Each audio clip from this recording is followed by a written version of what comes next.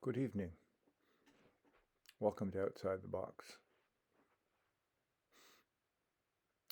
First recording podcast of a series, hopefully, where I explore different ideas and talk about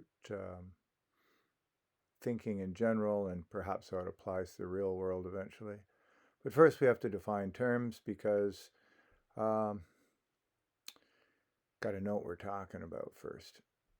Okay, so you've heard of thinking outside the box. Well, what's the box? I've had a lot of time to think about this stuff over the years, and I've come to some interesting, for me anyway, concepts about how to do this. So,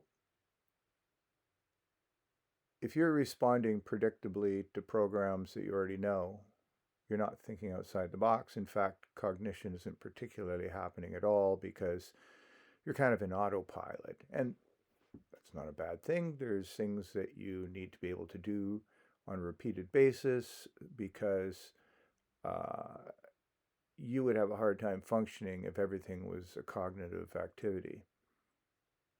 I used to work in special education, and I worked with kids where everything was a cognitive activity, and they had a hard time functioning because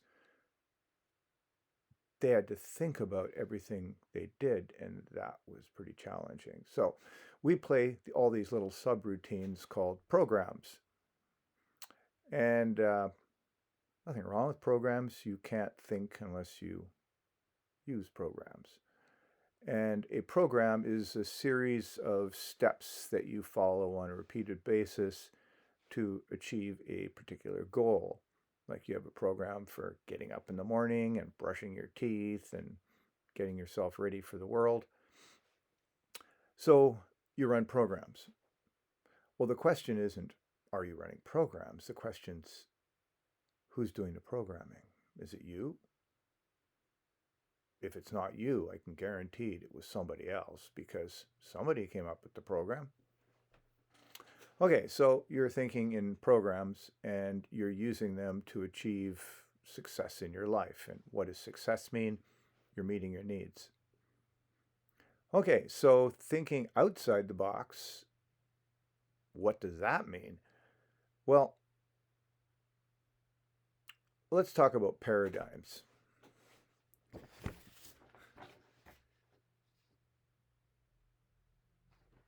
I'm going to have to, I did have it on the computer. Well, a paradigm is a particular way of looking at the world, a series of beliefs and values and perceptions that work together that allow you to function in the world. And different paradigms function at different levels of society. If you're at the bottom end of society, you need to be able to keep your mouth shut so that, the landlord doesn't know when you're going to dash and skip the rent. You got to know where the free stuff is. You got to be able to know who's going to try and steal from you because that's what happens at the bottom end. Everybody's in need. If you're at the top end of things, you need to be able to recognize a fake Gucci from a real one because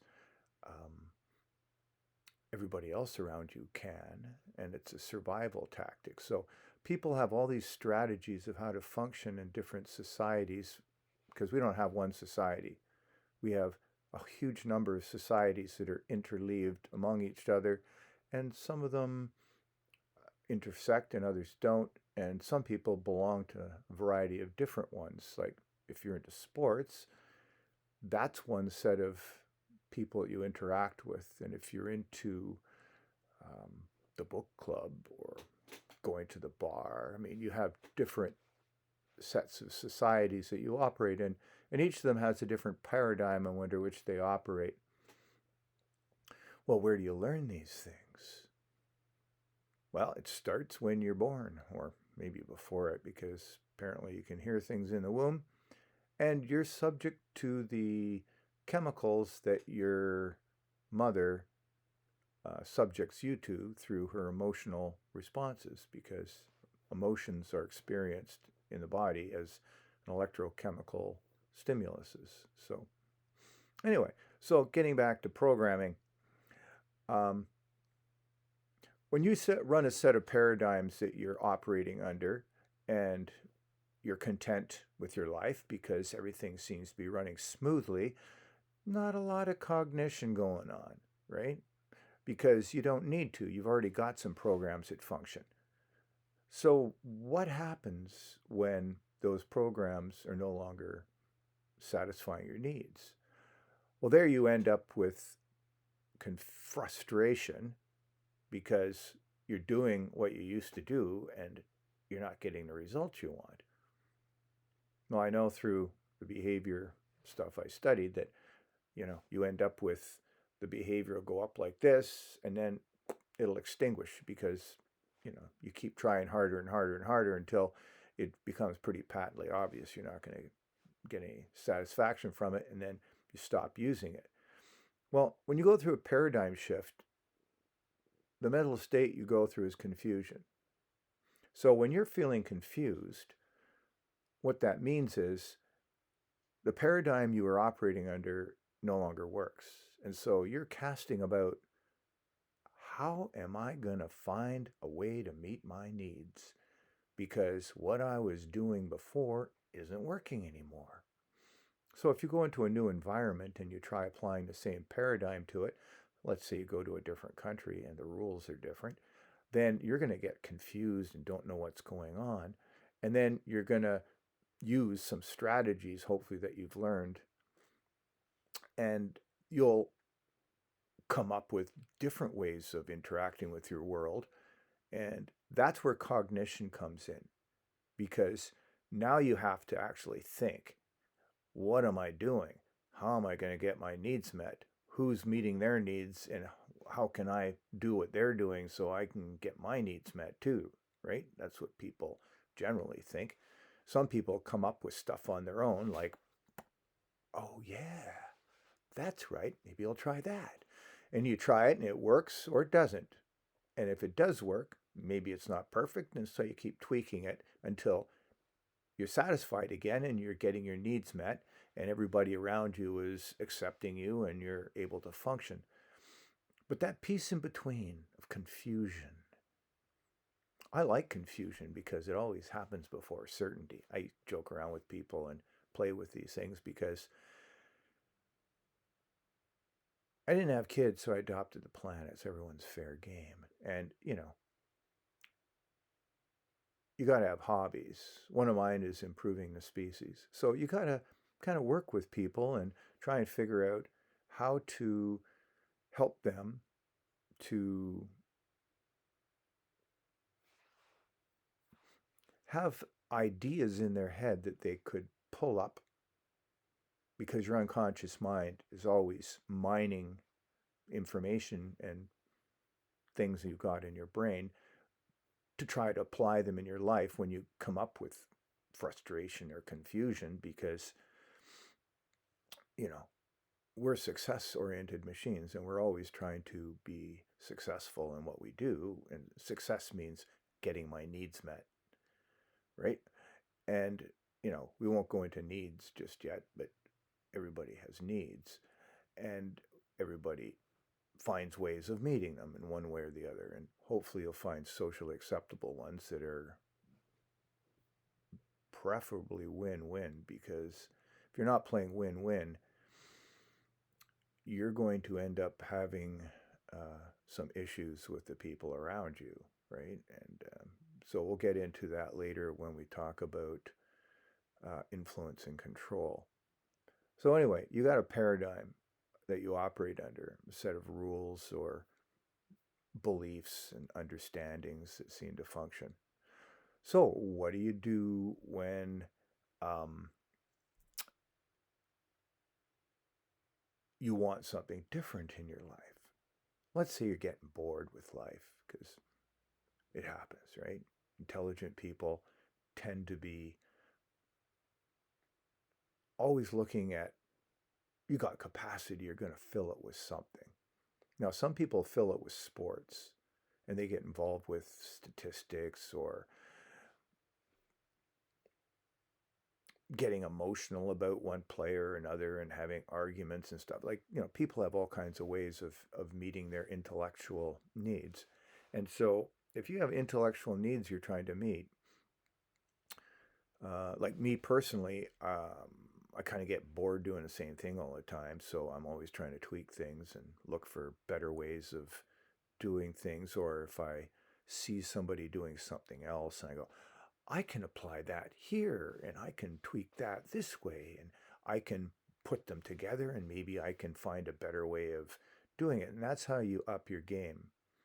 They say standing on the shoulder of giants takes balance. So if you're centered and focused, which means you're not getting emotionally upset at things all the time because that kind of clouds your thinking, then you can refine your thinking and refine your behaviors. And by refined, I don't mean I'm hoity-toity and I'm better than you. What refined means is I'm getting better results with less inputs.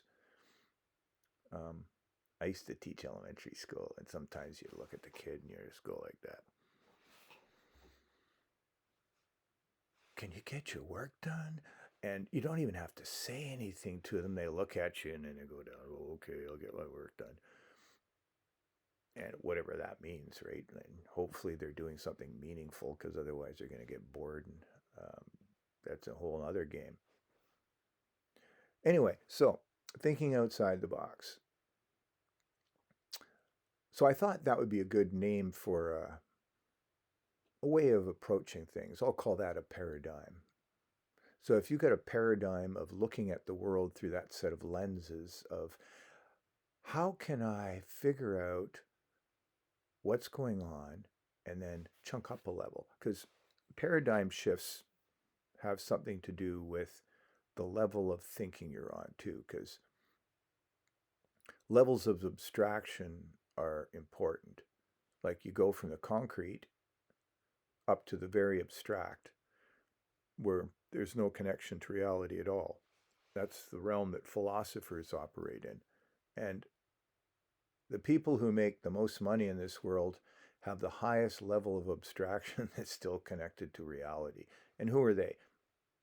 They're the leaders of society or companies or groups or whatever area you're in. They're the leaders, the people that set the patterns or change the patterns or find people who are setting patterns and they get them to work together better, right? So there's levels of abstraction. So you'll never solve a problem on the level of the problem, right? You're not going to solve car congestion on the level of cars. You're going to have to chunk up a level and go to transportation. And you could go even higher than that to looking at, you know, why do people need to move around in the first place, right? So you can figure out ways of reducing the need for transportation. That's a different level of abstraction entirely. So you got to find levels of abstraction, the highest level that you can achieve agreement on. So if you're negotiating, people tend to quibble over details, right? A nitpicker? I used to see them in staff meetings, man. They'd go, yeah, but what about this thing here, right? Like we got this detail here that I don't agree with. Well, nitpicking is the strategy of chunking down and mismatching. So you look at a specific detail, and you go, well, I don't like this aspect of it because this is wrong. So what you do is you chunk up until you find agreement, and then you only get detailed as quickly as you can maintain agreement. And that's strategy of negotiation. And I mean, you can apply that anywhere. Like can we agree that getting along with other people is a good thing? Most people will agree with that.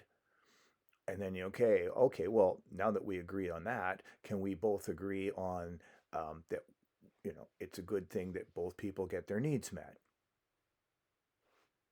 Anybody see anything wrong with that? Okay. So, you'll keep maintaining agreement as you chunk down and get more concrete and more specific. So, there you go with paradigms. And why is that important anyway? Well, do you want to be in control of your own life? Because it all comes down to that. Because I guarantee that if you're not controlling your own life, somebody else is doing it for you. I don't win by their rules, so I like to make up my own. I mean, you got to live in society, so you pay lip service to other people's rules, and you know, find ways of making agreements or finding ways of looking at the world so that you can get value out of doing what you're kind of forced to do anyway, which is kind of like what I like to do. And it all involves shifting your perceptions, right? Because when you start changing how you look at the world, then you can find ways of dealing with things that will satisfy your needs in different ways. Some people, if they get delayed, they get angry. What do you mean I can't do that right now, right? Which is frustrating. Okay, well, if you're being frustrated because you can't do something that you want to do, then you can either find ways of getting it done anyway, or you can find something else to do in the meantime. And that's kind of like what I like to do, right? Because you're only bored if you have a limited imagination. And imagination is a good thing because uh, that's your creative need expression, right? People need to express themselves creatively. And if you can creatively express yourself in a way that satisfies your needs, then that's a good thing for people because, although good and bad are value judgments, but if it's needs satisfying and you're getting pleasure out of it, then, that's basically what people are aiming for. Anyway, that's enough for this one. So next time we'll take a look at another aspect of reality.